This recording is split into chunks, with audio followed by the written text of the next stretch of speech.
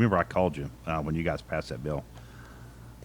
You guys got so far out in front of that, and I thank you as a pastor and a community leader. Kevin Wentz is the guy that he led the charge on that. That's awesome. From Royal Oklahoma. And you're right. I don't. Part of it though is not something that we would like our teachers in Indiahoma or Cache or in Comanche County, and it's not that they would go out and teach that, but you see it in a lot of federal curriculum. Just like my wife was on a teacher website the other day, and it was pushing the whole intersectionality. I mean, and it's a lot of things that we get federally. So you've got to be watchful for those types of things. And I know that in the bigger school districts in Tulsa and Oklahoma City, this is a big deal. But I applaud you. And I think that you have strengthened our classrooms by making sure that the parents understand that and that the confidence that they can have in their public schools. But I will tell you, I'm just blessed that we live here in Comanche County, because I know of some parents in Oklahoma City and in some of the suburbs there and Tulsa that are struggling with this. And so we saw that a lot, even with not just Oklahoma City and Hillsborough schools, but I mean, schools like Deer Creek. Oh yeah, in Edmond. Which Yeah, are yeah. highly affluent. Yes, I know it was but Edmond. I can't remember if it's Memorial or Edmond North, but one of those. They had. I saw some. Wouldn't let parents. They just the school board's like, no, we're done. We're not. Yeah. And the issue is, I think, is Mm-hmm. ownership and accountability. Mm-hmm. And so it's one of the big reasons why, and I'm running this bill next year, and we're still in the process of looking at the details of it. Mm-hmm. But I'm going to run a bill that will essentially make Mm-hmm. Oklahoma City public schools and Tulsa public schools break up.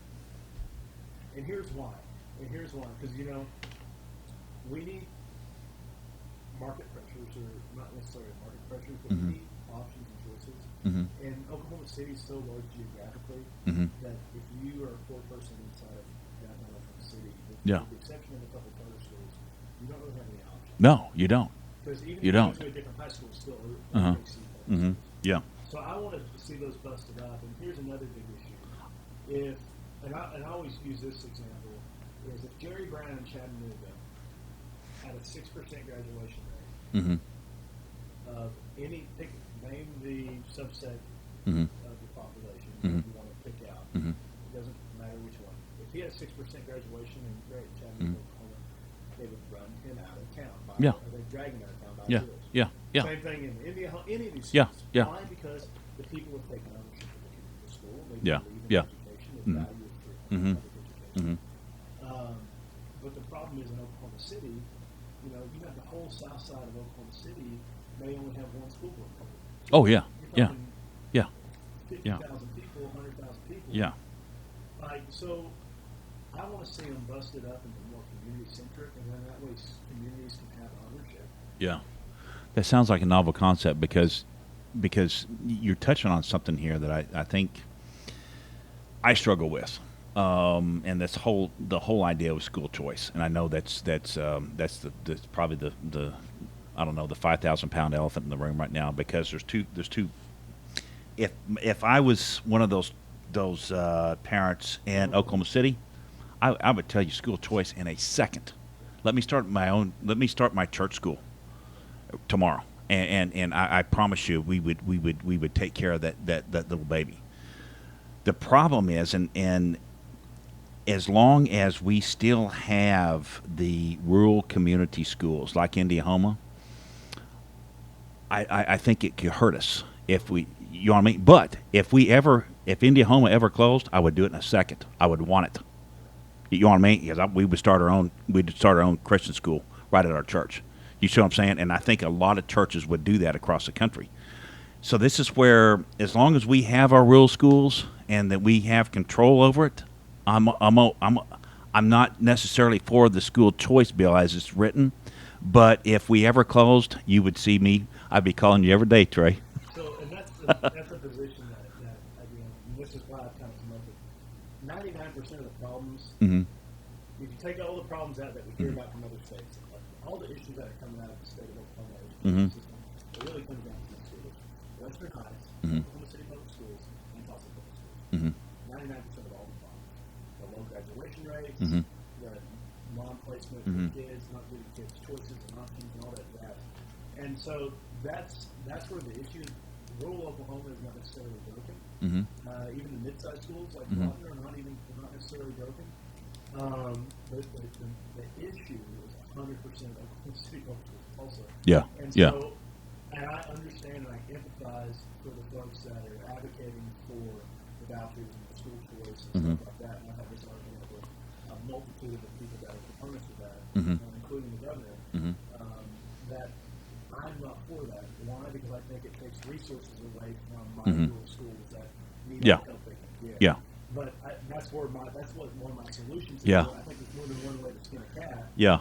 And put it back in the box, and that is, okay, we know where the problems are. Yeah. Mhm. Your solution to the problem, which is to take X amount of dollars and take that out of the overall funding formula, that which we Mhm. in turn take money from rural Oklahoma because we don't have options. We don't have a private school in rural Oklahoma. Mhm. Well, Christian's gone. Yeah. Yeah. It's the last one in southeast Mhm. Oklahoma. So there is no option. Uh-huh. And the thing is, and you can ask the Ray family, the Wilson family that ran that school for 30 Mhm. years, Mhm. it's very expensive to Mm-hmm. give a child a proper education. If you want to offer Yeah. in a school setting, if you want, Well, here's what I'll tell you. you can't do it on $4,000. No, but here's when I've researched this problem for quite some time now. And the Christian schools that succeed are part of a church. See, this is where a lot of them don't make it because they're not a part of the church. See, Lawton Christian School was just a Christian school. It wasn't affiliated with the church. It was affiliated with non-denominational. What is it? Well, a little bit, yeah. It kind of over the towards the end it did, but what I'm saying is, I'm with you right now. I'll just tell you, you see the world from where you sit. You know what I mean? But if something happened when we started losing our rural districts, I would in a second, and I guarantee you probably now. Most of Indiahoma would try to do this in our local church, and I'm not saying it would be like a pre-K to about the fourth grade. We couldn't do it for high school, and you couldn't have, but for that early childhood and those formative years, you can make an incredible difference. And if it was part of the church's mission, you see what I'm saying? Yeah, yeah, and then they would go off to the bigger districts that can survive that. But hopefully, it doesn't go to that. And going back to the details of the voucher bill, and the problem is when we're at 30,000 feet above talking about the issues, it's one thing. But the other underlying issue, again, in Oklahoma City and Tulsa, Yeah. you have the Cash Halls, Yep. you have the Bishop McGinnis, Yep. Yep. Yep. which are basically designer private schools that Yeah. use religious type of things. Oh yeah, and they've got tons of money, and only the rich Christians. That gets me. That really gets me going because only rich Christian kids can get a Christian education, and I. Kids that are really fast. Yeah. Yeah. Yeah. Or from John. Yeah. Yeah. I mean, being honest. Yeah. Yeah. It's all spade a spade. So what that means is, and I always use this example, is there are some people out there Mm-hmm. that no matter what, if you live in Oklahoma City, you're married, your wife says, hey, Jimmy and Jane, they're going to Bishop McGinnis. Mhm. And you're like, all right, look, my wife says Yeah. we're going. So, Yeah. oh, Yeah. can I get a, and it becomes a discount. It becomes a tax. Yeah. It becomes basically a tax rebate for Yeah. affluent, wealthy people Yeah. to do decisions that they're already making. Yes. Yes.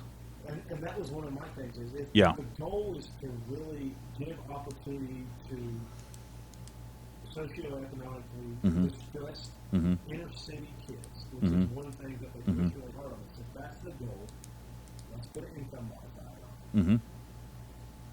Let's do we'll tie in. Mhm. We have enough money to say budget. Let's tie in Mm-hmm. a whole harmless to public ed. So we're not going to pull money out of public ed. Mm-hmm. And let's put it like we do on the Lindsay Nicole scholarship. Yeah. Something like that. Yeah. Let's put a modifier on it. Mhm. Put an income cap. Mhm. If the goal is to really help those Mhm. kids that are socially economically disadvantaged, Mhm.